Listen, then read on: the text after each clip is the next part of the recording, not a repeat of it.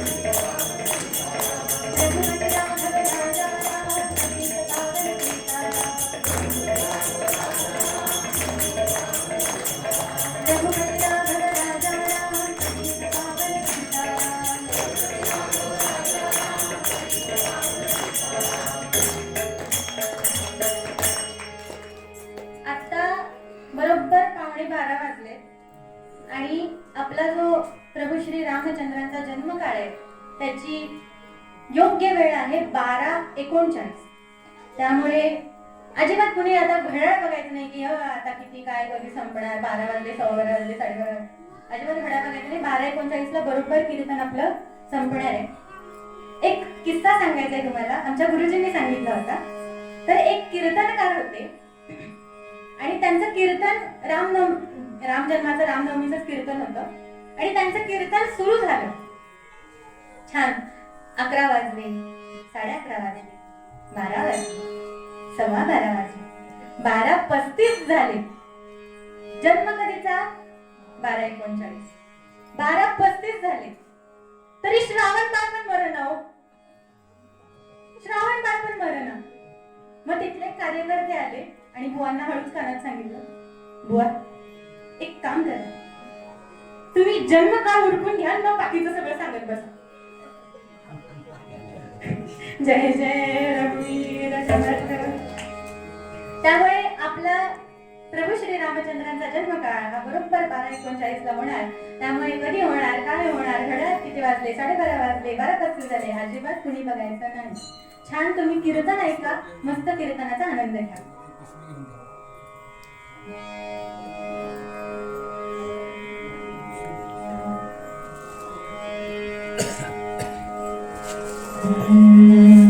पृथ्वी जर्जर झाली, पृथ्वी जर्जर झाली, गेली ब्रह्म्यासी वृत्त कळवाया. अळवाया परमात्मा, अळवाया परमात्मा, स्तवुनी बळे तन मनासी वळवाया.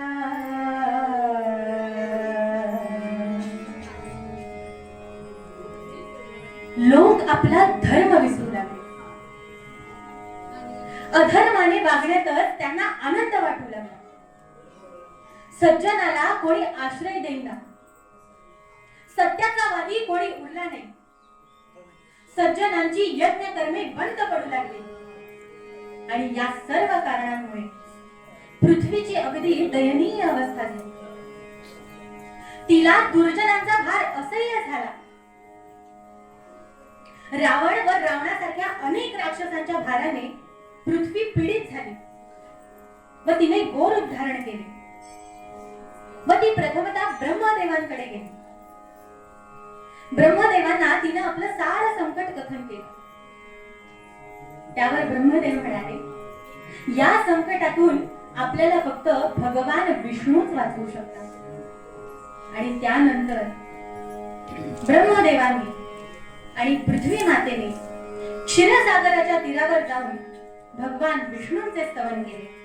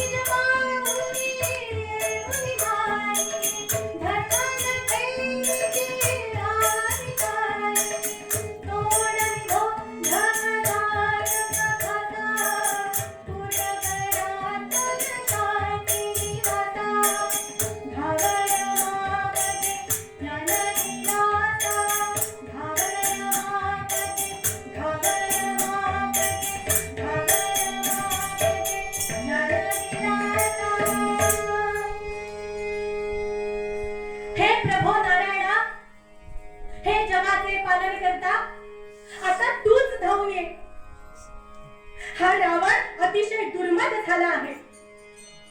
त्याच्या अहंकाराने आणि अत्याचाराने संपूर्ण त्रिभुवन व्याकुळ झाले आहे. देव, दानव, ऋषी, मुनी सर्वजण भयभीत झाले आहेत. त्याच्या अन्यायामुळे पृथ्वी अगदी थरथर कापत आहे. हा रावण धर्माचे रक्षण करत नाही, अधर्माने वागतो, साधू संतांचा छळ करतो, यज्ञ याग उद्ध्वस्त करतो, स्वतःच्या सामर्थ्याचा गर्व करतो. हे प्रभू नारायणा, त्याच्या अत्याचारांपासून आम्हाला मुक्त कर, आमचे रक्षण कर, आमच्या धर्माचे रक्षण कर. अशी पृथ्वी माता भगवान विष्णूंना प्रार्थना करते. परंतु रावणाला वरदान आहे, ब्रह्मदेवांकडून मिळालेलं वरदान आहे की देव, दानव, यक्ष, गंधर्व यांच्या कोणापासूनच रावणाला मृत्यू नाही. आता काय करायचं? रावणाला यांच्यापासून मृत्यू नाही, परंतु रावणाने मनुष्याचा तुच्छ लेख केल्यामुळे हा मनुष्य मला काय मारणार असा त्याने मनुष्याचा तुच्छ लेख केल्यामुळे मनुष्याकडून त्याने मृत्यूचे अभय मागितलेच. म्हणून पृथ्वी माता म्हणते, हे प्रभो नारायणा, आता तू मनुष्य रूप धारण करून या पृथ्वीवर ये आणि अधर्माचा अंत कर. आणि पृथ्वी मातेने केलेल्या त्या प्रार्थनेमुळे भगवान विष्णू तिथे प्रकट होतात. राजीव लोचने त्या देवोक्तीचे करुणी आश्रवण माभीष्ट शाशब्दे तोषविले सांग्री पंकज प्रवण. भगवान विष्णू तिथे प्रकट झाले आणि म्हणाले, घाबरू नका, मी आहे. धर्माचे रक्षण करण्यासाठी आणि अधर्माचा नाश करण्यासाठी मी लवकरच पृथ्वीवर अवतार केला. आणि त्याच वेळी कोसल देशामध्ये असलेली एक सुंदर आणि वैभवशाली नगरी शरयू तीरावरी अयोध्या म्हणून निर्मित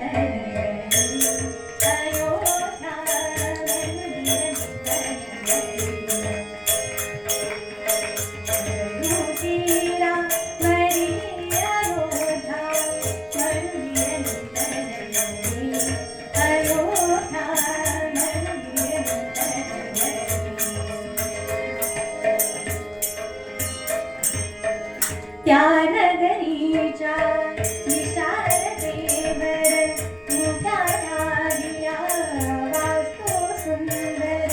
त्या नगरीच्या विशालतेवर मोठ्या राहिल्या वास्तू सुंदर. त्यात वाहती मागत मातर रथवादी गजपती चालती नटुनी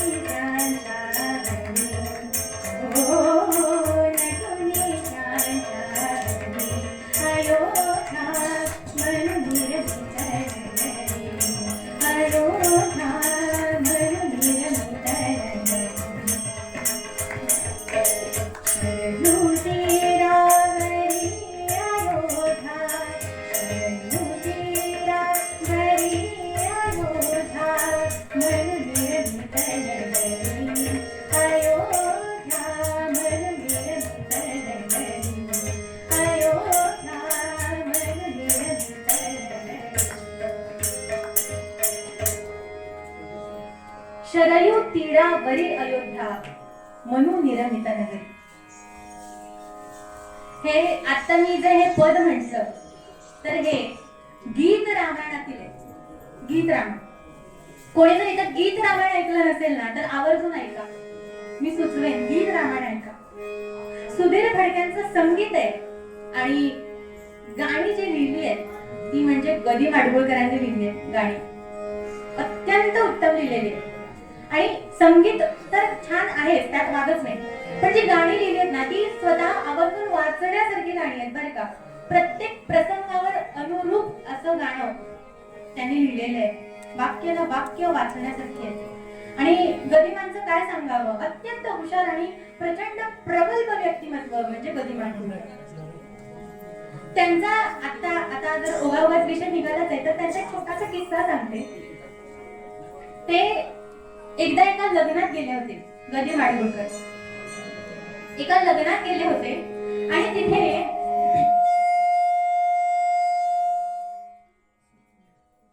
गदी माडगुळकरांचा एक मजेशीर किस्सा आहे तो ऐकवतीये. गदी माडगुळकर एकदा एका लग्नात गेले होते आणि तिथे जेवणाची पंगत वाढायचं काम चालू होतं. आणि ते पंगत वाढून होईपर्यंत त्यांनी बसल्या बसल्या कविता केली. बसल्या बसल्या त्यांना वेळ पण लागायचा नाही कविता करायला. कुठेही बसल्या बसल्या त्यांना कविता सुचायची. आणि कशी सुचायची ती आता मी तुम्हाला ऐकवते, छोटीशीच ऐकून घ्या. तर गदिमा म्हणतात, पंगत वाढायचं काम चालू आहे बरं का, जेवण वाढायचं चालू आहे का, आणि जेवणात काय काय पदार्थ येत आहेत, मला कोण कोण वाटतंय, मला काय काय वाटलंय, ते सगळं त्या कवितेमध्ये. फक्त ऐका. काय वाढले पानावरती ऐकून घ्यावा थाट संप्रती. काय वाढले पानावरती ऐकून घ्यावा थाट संप्रती. धवल लवण हे पुढे वाढले. धवल म्हणजे काय, पांढरे. लवण म्हणजे काय, मीठ. म्हणजे पांढरं मीठ पुढे वाढले असं म्हणायचे तर काय म्हणाले, धवल लवण हे पुढे वाढले. मेतकुट मगने पिवळे सजले. आले लोणचे बहु मुरलेले लिंबू कागदी रस रसलेले. किसून आवळे मधुर केले. किसून आवळे मधुर केले. कृष्णा गाठचे वांगे आणले खमंग त्याचे भरीतच केले. निरनिराळे चटके नटले. निरनिराळे चटके नटले. चटण्यांचे बहु मासले संमेलनचे त्यांचे भरले. मिरची खोबरे 30 ओले तीळ भाजमी त्यात वाटले. कवट गुळाचे मीनन झाले पंचामृत त्या जवळी आले. वास तयांचे हवेत भरले अंतर्यण्णा अधीर जागले. भिजल्या डाळी नंतर आल्या. भिजल्या डाळी नंतर आल्या, काही मोकळ्या, काही वाटल्या, काही वाटून सुरेख तळल्या. कोशिंबिरींच्या ओळी जमल्या. कोशिंबिरीच्या ओळी जमल्या. शुभ्र काकड्या होत्या किसल्या. मुळा, कोवळा, मिरच्या ओल्या, केळी कापून चकत्या केल्या. चिरून पेरूच्या फोडी सजल्या. एक रुपत्या दह्यात झाल्या. भाज्या आल्या आळू घोसाळी.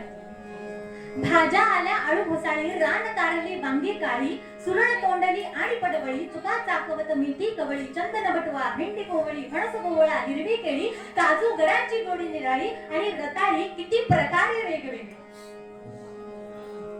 फेऱ्या, पापड्या आणि सांडगे कोणी आणून काढले. विचार करू शकताय का पुरुषाने केलेली कविता. महिला वर्ग आनंदित झालाय की एवढे पदार्थ बापरे लग्नात. फेऱ्या, पापड्या आणि सांडगे कोणी आणून वाढली वेगे. गवल्या, नकुल्या, धवल मालत्या, खिरी दयांच्या शोभत होत्या. शेवयांच्या मग खिरी वाटल्या, आमट्यांनी मग वाट्या भरल्या. सार गोडसे रातांब्याचे भरले प्याले मधुर कढीचे.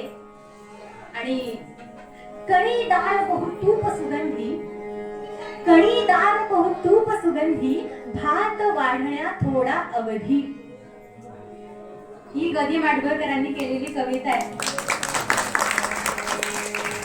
विचार करा, एक तरी पदार्थ सोडलाय आणि आता तुम्ही कुठला कुठला खाल्लाय. अत्यंत हुशार आणि प्रगत व्यक्तिमत्व म्हणजे गदी माडगुळकर. त्यांना शीघ्र कवी म्हणायचे की त्यांना पटकन बसलं बसलं कविता सुचायची आणि एवढी सुंदर कविता सुचेल म्हणजे किती हुशार असतील. तर गदी माडगुळकर काय लिहिताय. शरयू तीरावरी अयोध्या म्हणून निर्मित नगरी. शरयू नदीच्या पवित्र तीरावर बसलेली एक नगरी म्हणजे अयोध्या. शरयू नदीच्या पवित्र तीरावर बसलेली नगरी म्हणजे अयोध्या. मनु राजाने स्वतः निर्माण केलेली ती नगरी असल्यामुळे तिला मनु निर्मित अयोध्या असेही म्हणतात. अयोध्या म्हणजे अशी नगरी की जिच्यावर कोणीही सहजासहजी विजय मिळवू शकत नाही, ती अयोध्या. आणि या नगरीत राज्य करीत होता रघुवंशात जन्माला आलेला अत्यंत तेजस्वी, पराक्रमी आणि धर्मनिष्ठ राजा म्हणजे राजा दशरथ. धर्माचे पालन करणारा, आपल्या प्रजेला एखाद्या लेकराप्रमाणे सांभाळणारा, न्याय नीतीने राज्य करणारा असा हा राजा प्रजेच्या हृदयाचा अधिपती होता. दशरथ राजांना 3 राण्या होत्या. 3 राण्या.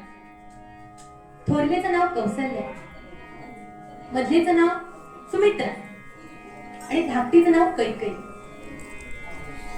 राजाला 3 राण्या असून, राजभुवनात राजवैभव असून, सत्ता असून, संपत्ती असून राजाला कशातच सुख वाटत नव्हते, कशातच समाधान वाटत नव्हते. भावार्थ रामायणामध्ये नाथराय राजाची अवस्था वर्णन करतात. सुखनेदी राजभुवन, सुखनेदी सिंहासन, सुखनेदी भोगस्थान मान सन्मान, सुखनेदी अलंकार वस्त्र, सुखनेदी भोग कलत्र, सुखनेदी छत्र चामर, स्तुती स्तोत्र सुखनेदी.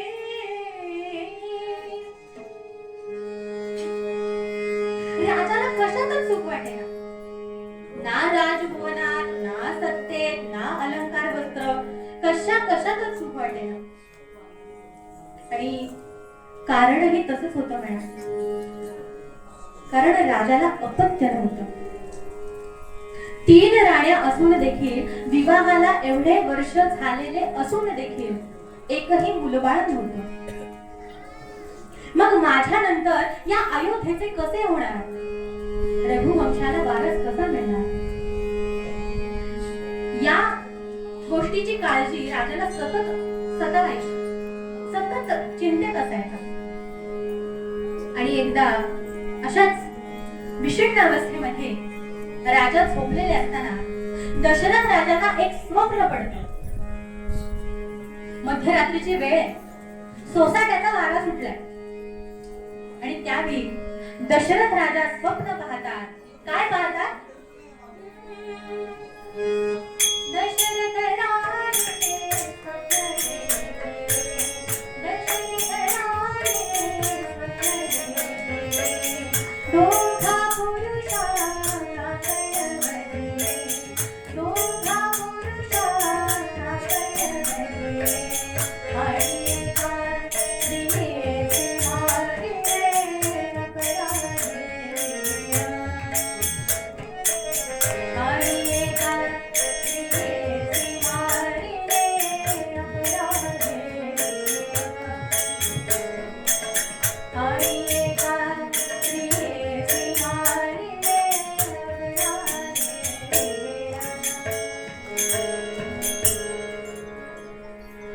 मध्यरात्रीची वेळ आहे आणि दशरथ राजा स्वप्न पाहत आहे.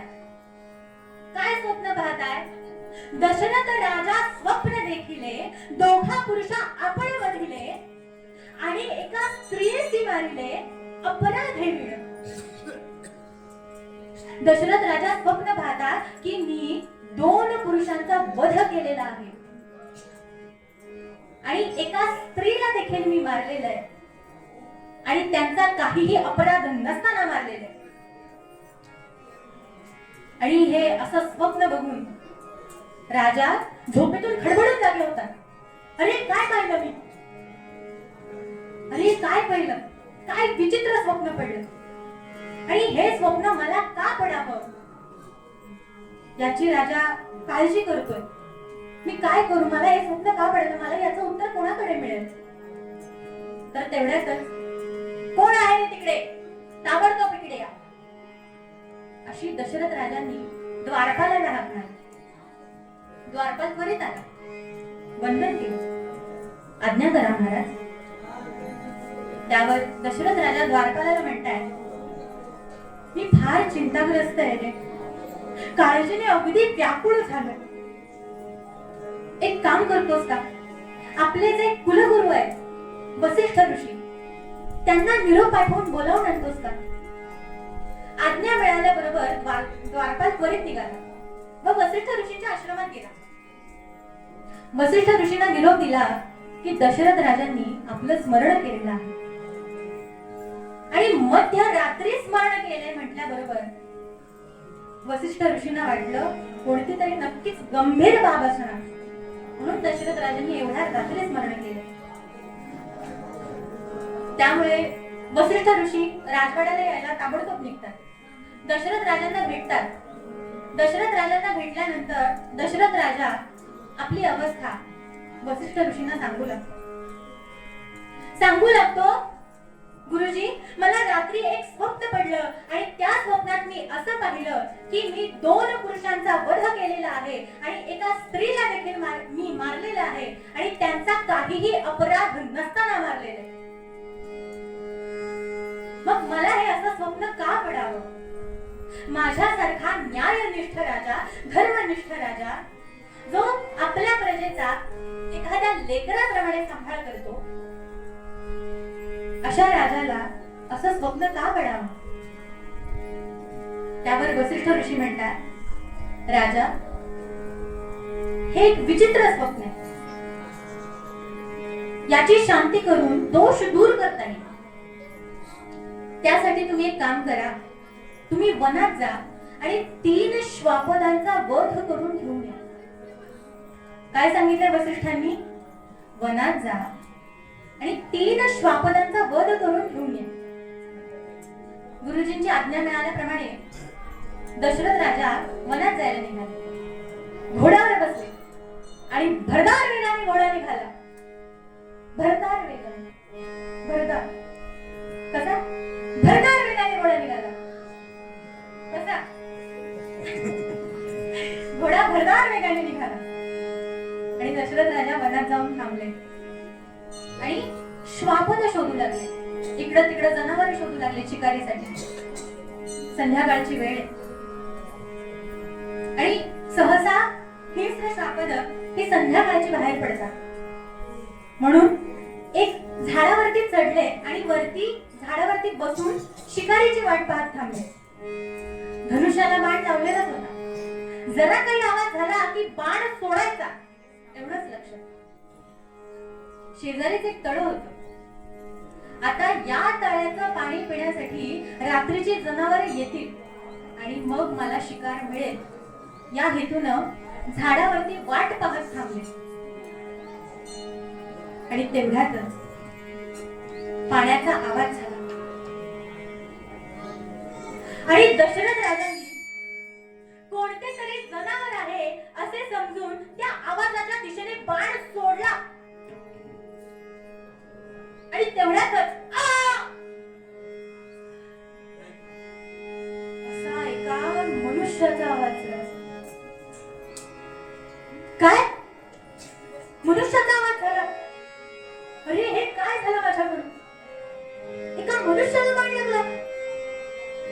हे असं कसं झालं माझ्याकडून? जेव्हा कळलं मनुष्याला बाण लागलाय तेव्हा झाडावरून झटकन खाली उडी मारली आणि धावत पळत तळ्याकडे गेले. पाहतात तर काय, एक 20 ते 22 वर्षांचा मुलगा बाण लागल्याने तडफडतोय. दशरथ राजा त्याला विचारतात, अरे तू इथे काय करत होतास? त्यावेळी तो मुलगा म्हणतो, मी माझ्या माता पित्यांना कावडीत बसून तीर्थयात्रेत घेऊन चाललो.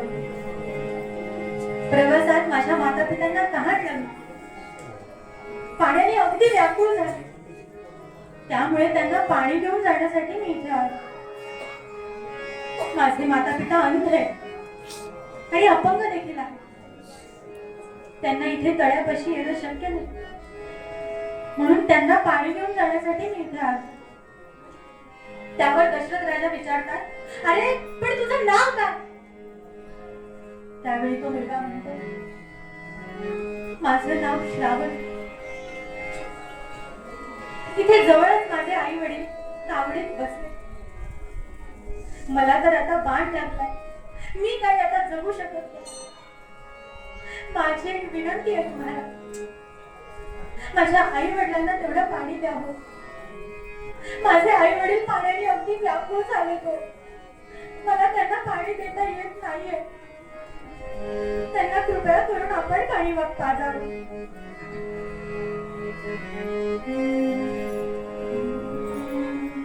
कोणास भाग्याचा बाण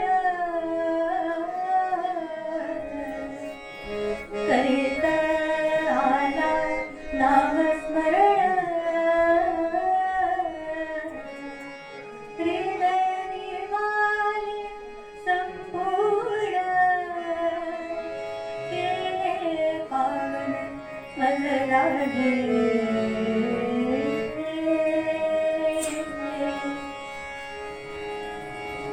आपल्याकडून एका निरपराध व्यक्तीला बाण लागला असे व्हायला नको होते. दशरथ राजांना याचे फार दुःख झाले, फार दुःख झाले. आणि हे पाहून श्रावण बाळ दशरथ राजांना म्हणतोय, काय म्हणतोय?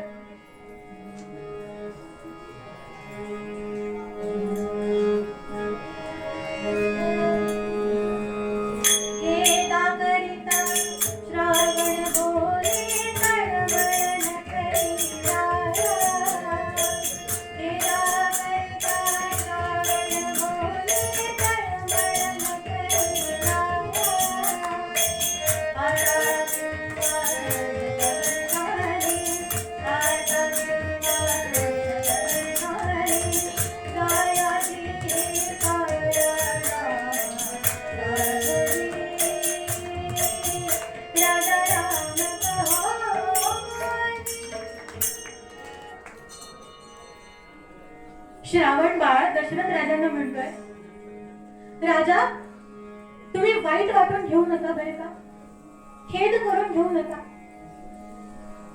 अहो मला बाण लागला आणि मी आता मरण पावतोय. अहो केव्हा ना केव्हा माझे प्राण जाणारच आहे आणि आता निघाले तर याचा तुम्ही शोक करू नका. तेवढं माझ्या आई वडिलांना पाणी द्या, माझ्या आई वडिलांना पाणी द्या, माझ्या आई वडिलांना पाणी द्या. तेवढं बोल श्रावण बाळाने आपला देह ठेवला. दशरथ राजाने जलाने भरलेला कुंभ घेतला आणि श्रावण बाळाच्या वृद्ध माता पित्यांकडे आला. एकाही शब्द न बोलता पाणी पुढे ठेवलं आणि काहीच बोले ना म्हणून आई विचार, श्रावणा श्रावणा आलास का रे बाळा? आणलंस का रे पाणी? तुला फार त्रास झाला का रे बाळा?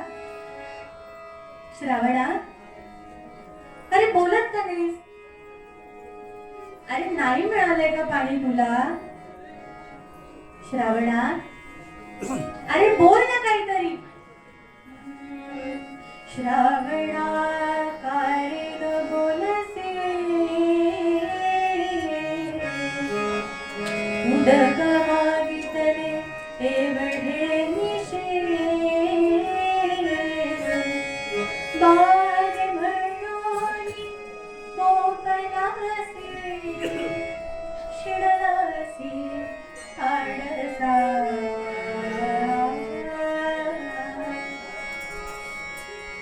आई विचारते, अरे श्रावणा बोल काहीतरी. नाही मिळाले का तुला पाणी? नाही आणलंस का पाणी? अरे श्रावणा, नाही आणलंस का पाणी? हो हो, पाणी आणलंय. आवाज वेगळा वाटला. श्रावणा श्रावणा, तुझ्या आवाजाला काय झालं बाळा? त्यावर दशरथ राजे म्हणतात, मातोश्री, पिताश्री, मला क्षमा करा, मला क्षमा करा, मला क्षमा करा. मी तुमचा श्रावण नाही. मी अयोध्या नरेश राजा दशरथ आहे. मी इथे या वनात शिकारीसाठी आलो, पण चुकून माझ्याकडून तुमच्या मुलाला बाण लागला आणि तो मरण पावला. मला माफ करा, मला माफ करा. आक्रोश केला. अरे काय केलं राजा, तू हे काय केलं? अरे आमचा एकुलता एक मुलगा मारला. अरे तोच आमचा एकुलता एक आधार होता आणि त्यालाच तू मारला. नाही राजा, चुकलास, चुकलास राजा, चुकलास. पण याची शिक्षा तुला मिळायलाच हवी. आम्ही तुला शाप देतो. अरे ज्या पुत्र शोकाने आम्ही मरतोय, त्याच पुत्र शोकाने तू देखील मरशील. आता आम्ही जगू शकत नाही. आमच्या मुलाशिवाय आम्ही जगू शकत नाही. आणि तेव्हा तेव्हा श्रावण बाळाच्या अंध माता पित्यांनी आपला देह ठेवून शाप मिळाला. दशरथ राजांना शाप मिळाला.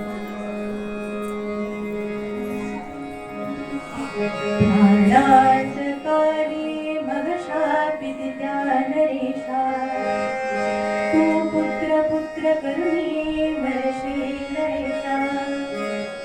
ऐसे वदोनी त्यजिले निज देह त्यागी, राजा मनी हर्ष विषाद मानी.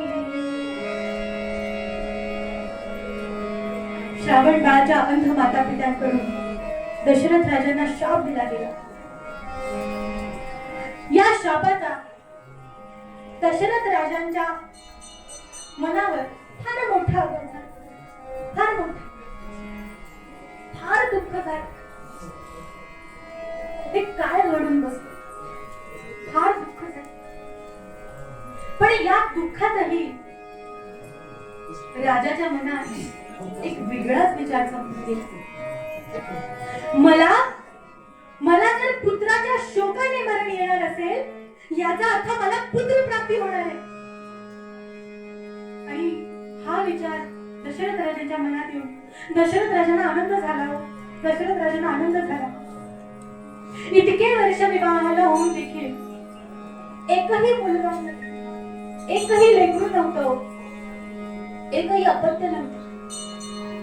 माझ्या नंतर या अयोध्येचे कसे होणार, काय होणार, रघुवंशाला वारस कसा मिळणार, या काळजीत राजा सतत असायचा. एवढं राजभवनात राजवैभव असून, सत्ता असून, संपत्ती असून, कशा कशात मन लागेना. कारण एकही लेकरू नाही हो. पण आता मला पुत्र प्राप्त होणार आहे हा विचार करून राजाला जरा धीर आला. दशरथ राजांनी ताबडतोब वसिष्ठ ऋषींची भेट घेतली. वसिष्ठ ऋषींकडे गेले आणि त्यांना घडलेला सगळा प्रकार सांगितला. श्रावण बाळाचा वध, अंध माता पित्यांनी दिलेला शाप, सगळं काही सांगितलं. आणि त्यावेळी वसिष्ठ ऋषी शांतपणे म्हणाले, राजा राजा हेच ते स्वप्न होतं जे तुम्ही अलीकडे पाहिलं होतं. हेच ते स्वप्न आहे ज्या स्वप्नात तुम्ही असे पाहिले की तुमच्याकडून 3 निरपराध व्यक्तींचा वध झालेला आहे. ते स्वप्न व्यर्थ नव्हते राजा, ते स्वप्न व्यर्थ नव्हते. ते स्वप्न भविष्यातील घटनांची सूचना देणारे स्वप्न होते. दशरथ राजा वसिष्ठांना विचारतात, गुरुजी आता यावर उपाय काय? मला तर संतती नाही, रघुवंशाला फारच नाही. आता यावर उपाय काय तुम्हीच सांगा. त्यावर वसिष्ठ ऋषी म्हणतात, राजन खेद करू नका, वाईट वाटून घेऊ नका. यावर उपाय आहे. तुम्ही पुत्र कामेष्ठी यज्ञ करा. राजा, पुत्र कामेष्ठी यज्ञ हा एक विशेष वैदिक यज्ञ आहे जो संतती प्राप्तीसाठी केला जातो. आणि हा जर यज्ञ तुम्ही केलात तर तुम्हाला नक्कीच पुत्र प्राप्त होईल. आणि हे ऐकून राजाला आनंद झाला. दशरथ राजा वसिष्ठांना म्हणतोय, गुरुजी हा पुत्र कामेष्ठी यज्ञ आपणच करावा, कारण आपण आमचे कुलगुरू आहात. हा यज्ञ आपणच करावा अशी आमची इच्छा आहे. त्यावर वसिष्ठ ऋषी म्हणतात, नाही राजा, राजा हा कोणता साधा यज्ञ नाही. हा अत्यंत पवित्र आणि कठीण असा वैदिक यज्ञ आहे. या यज्ञासाठी आजन्म ब्रह्मचर्याचे पालन केलेले असे ऋषी लागणार आहेत. जे विद्वान असतील, तपस्वी असतील, त्यांना वेदांचा गूढ अभ्यास असेल आणि ज्यांनी आजन्म कठोर ब्रह्मचर्याचे पालन केलेले असेल असेच ऋषी लागणार आहेत. त्यावर वसिष्ठ ऋषींनी असे सांगितल्यावर दशरथ राजा त्यांना म्हणतो, असे कोण ऋषी आहेत? त्यावर दशरथ राजा सांगतो, या पृथ्वीवर असे एकच ऋषी आहेत, ते म्हणजे ऋषी ऋष्यशृंग. त्यांच्याशिवाय हा यज्ञ होणे नाही. परंतु त्यांना आणणे इतके सोपे नाहीये. त्यांचा जेव्हापासून जन्म झाला तेव्हापासून त्यांचे वडील विभांडक ऋषी यांनी त्यांना जंगलात पाठवले. त्यांनी आजवर ना कुठलं नगर पाहिलं, ना कधी कुठली नगरी पाहिली, ना कुठला राजवाडा पाहिला. संपूर्ण आयुष्य त्यांनी जंगलात घालवले आणि लहानपणी त्यांच्या आईचा त्याग केल्यापासून त्यांनी आतापर्यंत कोणत्याही स्त्रीचे साधे दर्शन सुद्धा घेतलेले नाही. इतके कठोर ब्रह्मचर्याचे पालन केलेले असे ते ऋषी. आता अडचणीच अडचणी. दशरथ राजांचं आयुष्य बघा ना कसं आहे. दशरथ राजाच्या आयुष्यात सुरुवातीपासून अडचणीच अडचणी आहेत. एवढं राजवैभव असूनही अपत्य नाही म्हणून काळजी करतायत, सतत चिंतेत आहे. तिथे स्वास्थ्य नाही. त्याच्यानंतर रात्री असे झोपलेले असताना स्वप्न पडतं की 3 निरपराध व्यक्तींचा वध होईल. असं स्वप्न पडतं म्हणून वसिष्ठ ऋषींची भेट घ्यायला जातात. वसिष्ठ ऋषींना भेटल्यावर वसिष्ठ ऋषी सांगतात, तुम्ही वनात जा आणि 3 श्वापदांचा वध करून या. 3 श्वापदांचा वध करायला जातात तर श्रावण बाळाचा वध होतो. श्रावण बाळाचा वध होतो म्हणून अंध माता पित्यांकडून शाप मिळतो आणि शाप मिळाल्यामुळे असे समजते की मला आता पुत्र प्राप्त होणार आहे, याने थोडाफार काहीतरी आनंद होतो. तर वसिष्ठ ऋषी म्हणतात की तुम्हाला पुत्र कामेष्ठी यज्ञ करावा लागेल. पुत्र कामेष्ठी यज्ञाची तयारी सुरू केली. तर वसिष्ठ ऋषी म्हणतात आजन्म कठोर ब्रह्मचर्याचे पालन केलेले ऋष्यशृंग ऋषी हेच त्या यज्ञासाठी लागणार आहेत. म्हणजे बघा ना, सगळीकडून अडचणी येत दशरथ राजाला. आणि त्यानंतर दशरथ राजा वसिष्ठांना म्हणतो की राजा, यांना आता अयोध्येत आणायचं कसं आणायचं? त्यावर वसिष्ठ ऋषी म्हणतात यावर एकच उपाय आहे, एकच पर्याय, ते म्हणजे त्यांचं तप खंडित करावं लागेल, तप भंग करावा लागेल.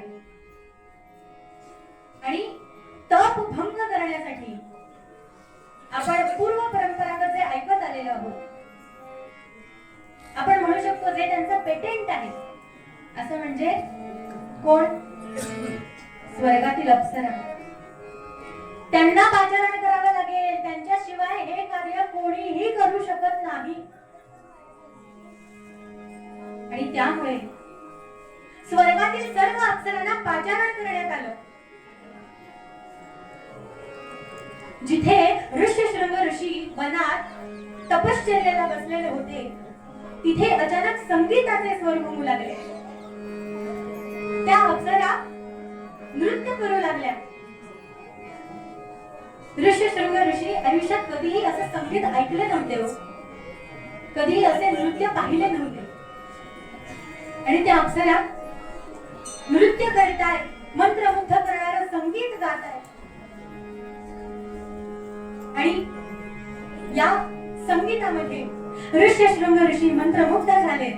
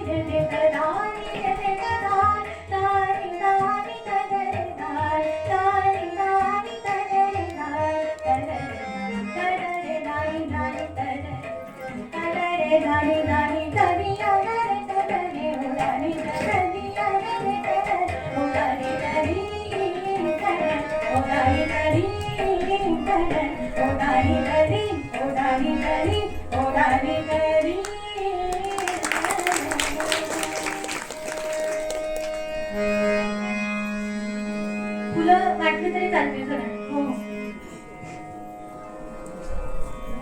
फुलं जागेवर मिळतील, कोणी हात नका. असं मंत्रमुग्ध करणारं संगीत जेव्हा ऋष्यशृंग ऋषींच्या कानावर पडलं, त्यावेळी ऋष्यशृंग ऋषींनी त्या अप्सरांना विचारलं, आपण कुठून आलाय? त्यावेळी त्या अप्सरा म्हणाल्या, आम्ही स्वर्गातून आलो. ऋष्यशृंग ऋषी म्हणाले, मी तुमचं गायन ऐकून अत्यंत मंत्रमुग्ध झालो आहे, अत्यंत प्रसन्न झालो आहे. मी असे नृत्य आजवर कधीही पाहिले नाही हो, कधी असं गायन ऐकलं नाही, कधीही नाही. मी एवढा प्रसन्न झालो आहे की माझ्याकडे तुम्हाला जे काही हवं असेल ते मागा, मी तुम्हाला देईन. झालं. ज्या कामासाठी अप्सरांना पाठवलं होतं ते काम झालं. अप्सरा म्हणाल्या, अयोध्या नगरीमध्ये राजा दशरथ हा पुत्रकामेष्ठी यज्ञ करतोय आणि त्या यज्ञाकरिता पुरोहित म्हणून आपण यावे अशी इच्छा आहे. त्यावेळी ऋष्यशृंग ऋषी म्हणतात, मी आजवर कधीही स्त्रीचे साधे दर्शन सुद्धा घेणार नाही, कधीही नगरात प्रवेश करणार नाही, ही माझी प्रतिज्ञा होती. परंतु जर भगवंताच्या मनातच जर असं असेल की मी हा यज्ञ करावा तर नक्कीच हा यज्ञ मी करेन. आणि ही वार्ता जेव्हा दशरथ राजांना मिळाली त्यावेळी आनंदाला सीमाच राहिली नाही, आनंदाला सीमाच राहिली नाही हो. यज्ञाची सर्व तयारी सुरू केली, अष्टकोनी यज्ञ कुंड तयार केले, समिधा म्हणून चंदनाची लाकडे आणली गेली.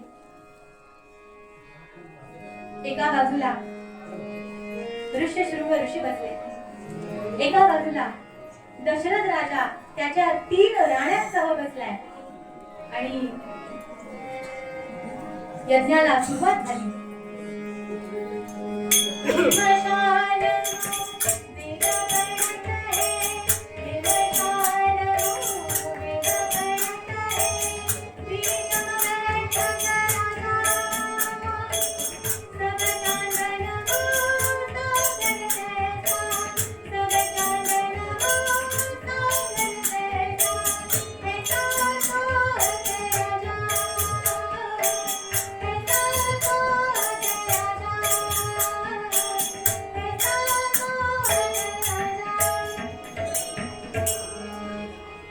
श्रद्धापूर्ण केलेल्या त्या अग्निमधून तप्त केलेल्या सुवर्णाप्रमाणे कांती असलेला अग्निनारायण पायस घेऊन प्रकट झाला. आणि तो अग्नी दशरथाला म्हणतोय, दशरथा घे पायस दान, पायस दान, दशरथा घे पायस दान, पायस दान. मनुजेंद्र करी देवनी, मनुजेंद्र करी देवनी, पायस परिपूर्ण हेम पात्रा दे. बेघाऱ्यासी घडे, बेघाऱ्यासी घडे, होतील भवसागरी नृपात्रा दे. राम राम हरी हरी राम, राम हरी राम, राम हरे राम,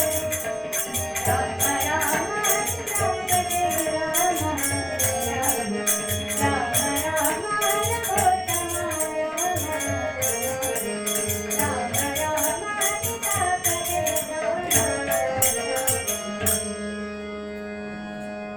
तो अग्नी प्रकट झाला आणि दशरथांना म्हणाला, राजा हा पायस घे आणि तुझ्या 3 राण्यांना वाटून दे. तुला भवसागरातून पार करणारे, लोकांचा उद्धार करणारे असे पुत्र होते. दशरथ राजांना फार धन्यता वाटली आणि त्यानंतर दशरथ राजांनी पायसाचे 3 समान भाग केले.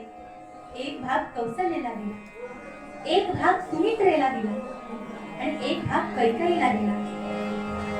आणि यज्ञ नारायणाने दिलेल्या त्या प्रसादाचा परिणाम 3ही राण्यांवरती दिसून आला. 3ही राण्या गर्भवती राहिल्या. पुढे असाच काळ गेला, पुढे असाच काळ गेला आणि 7वा महिना सुरू झाला. त्यावेळी दशरथ राजा डोहाळे पुजण्यासाठी प्रत्येक राणीच्या माहेरी जाऊ लागले. पहिल्यांदा कैकेयीकडे गेले. कैकेयी धाकटी नऊ, तिची मनधरणी करण्यासाठी पहिल्यांदा तिच्याकडे गेले. तिला विचारलं, कैकेयी कैकेयी तुला कसा पुत्र हवाय? कैकेयीने थोडा विचार केला. कैकेयी म्हणाली, आपण यांना आता असं उत्तर देऊया की जे आपल्याच फायद्याचं ठरेल. राजा विचारतो, कैकेयी तुला कसा पुत्र हवाय? तर कैकेयी विचार करते आणि उत्तर देते, या राज्याच्या राजाची सेवा करणारा पुत्र मला हवा. म्हणजे तिला असं म्हणायचं होतं की राज्याचा राजा कोण? दशरथ राजा. दशरथ राजांची सेवा करणारा पुत्र मला हवा, जेणेकरून तो दशरथ राजांचा लाडका पुत्र होईल. आणि लाडका पुत्र झाल्यावर हे संपूर्ण अयोध्येचं वैभव त्याला मिळेल. म्हणून कैकेयी मागतीये, या राज्याच्या राजाची सेवा करणारा पुत्र मला हवा. त्यानंतर सुमित्रेकडे गेले. सुमित्रेला विचारलं, बाई तुला कसा मुलगा हवाय? त्यावर सुमित्रा म्हणाली, उत्तर नीट ऐका बरं का. सुमित्रेचं उत्तर ऐका. सुमित्रा म्हणाली, कौसल्या राणीला जो मुलगा होईल त्या मुलाची सेवा करणारा मला पुत्र हवा. काय म्हणाली? कौसल्या राणीला जो मुलगा होईल त्याची सेवा करणारा मला पुत्र व्हावा. कारण कौसल्या राणी ह्या थोरल्या आहेत, त्यांचा तो मान आहे. त्याच्यामुळे त्यांच्या पुत्राच्या आज्ञेत असणारा, त्यांची सेवा करणारा असा मला पुत्र व्हावा.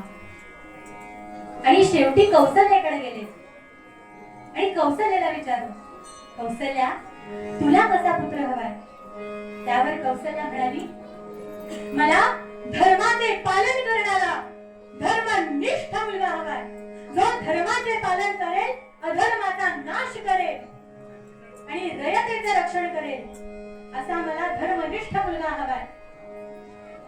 आणि तसंच घडलं हो, तसंच घडलं. फुलं मिळाले सगळ्यांना.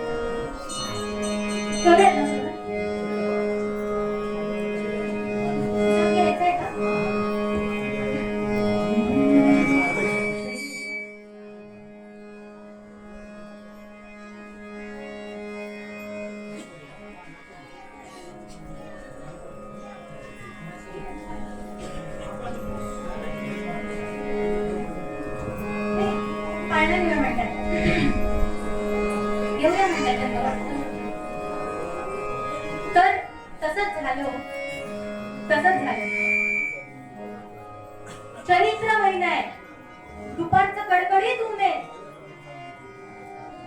शुक्ल पक्ष नवमी तिथी आहे. आणि यावेळी चैत्र मास उत्तमदार शुक्ल पक्षी नवमी पूर्ण माध्यान्ही असता चंड किरण जगदभूषण प्रगटला. सगळ्यांनी फुलं उधळायचे. प्रभू श्री रामचंद्र भगवान की चैत्र मास त्यात शुद्ध नवमी गंधयुक्त तरी वास उष्ण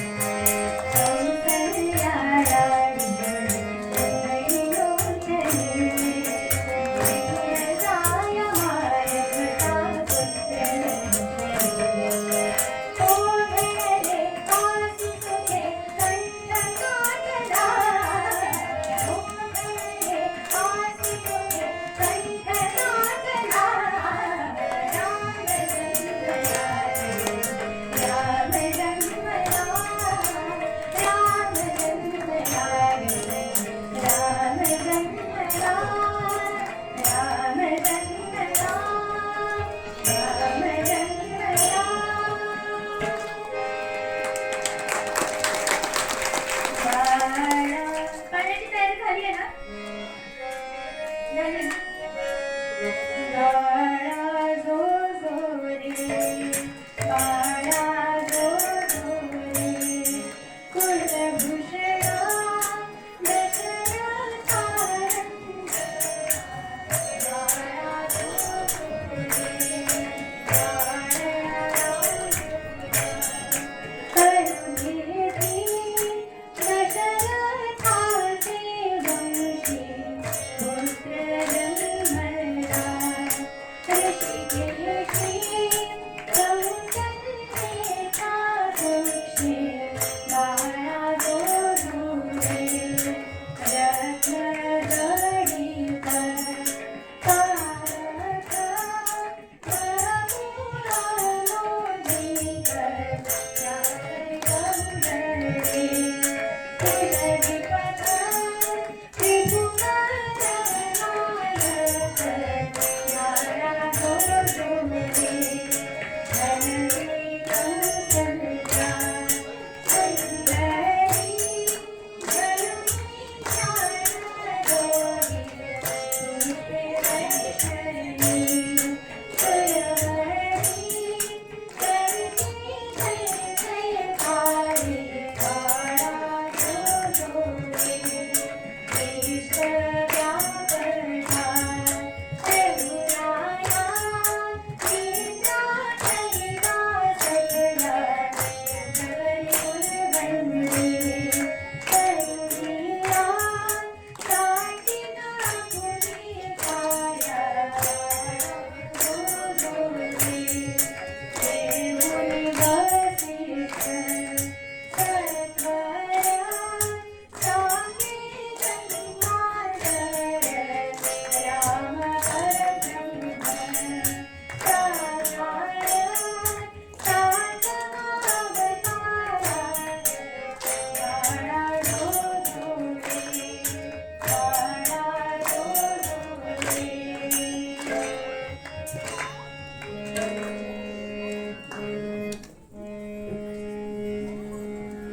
तर मूळ पदामध्ये तुकाराम महाराज सांगतात की परमात्मा हा का अवतार घेतो, रामरायांनी अवतार का घेतला, याचं उत्तर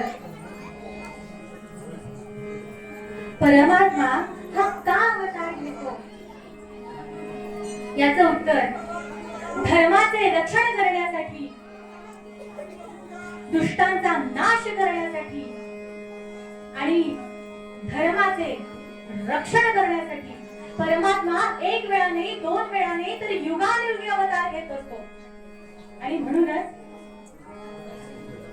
तुकाराम महाराज म्हणतात